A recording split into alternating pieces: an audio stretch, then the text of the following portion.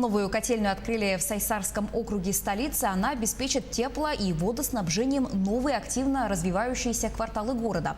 Теперь это не только самый крупный, но и высокотехнологичный объект столичного коммунального хозяйства. В новой котельной побывала наш корреспондент Ульяна Шагина.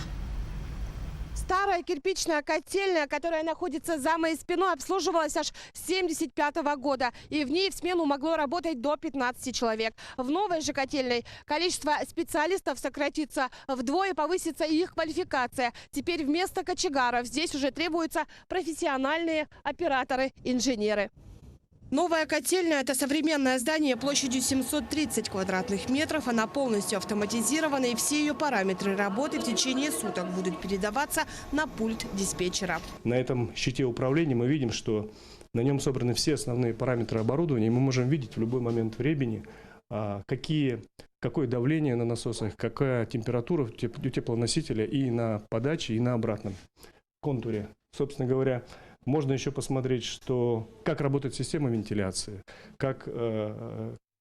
сколько потребляет электроэнергии это оборудование, сколько топлива потребило оборудование. И для этого, и с помощью этого сделать некий прогноз, в принципе, всех показателей котельной и спланировать, в принципе, работу и на будущее. Кроме обеспечения теплом, газовая котельная будет подавать потребителям и воду по новым технологиям. Подаваемая котельной холодная вода уже при подаче в саму квартиру преобразуется в горячую.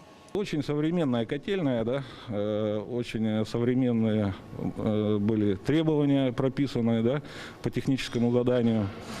Оснащена современным, значит, котловым оборудованием, то есть это отечественные котлы производства, город Омск. Вот, сетевые насосы, что еще, горелочное оборудование, да. К новому объекту уже присоединены 5 многоквартирных домов Сайсарского округа. Это начало первого этапа запуска котельной, которая обеспечит мощность до 39 мегаватт. С запуском второго этапа мощность увеличится до 65 мегаватт. А котельная охватит уже новостройки 2 кварталов – 93-го и 94-го. По городскому округу у нас на сегодняшний день 88 источников теплоснабжения. Все они, скажем так, уникальны. Но что касается данного источника теплоснабжения, который вводится, во-первых, это за многие годы впервые построенный источник теплоснабжения.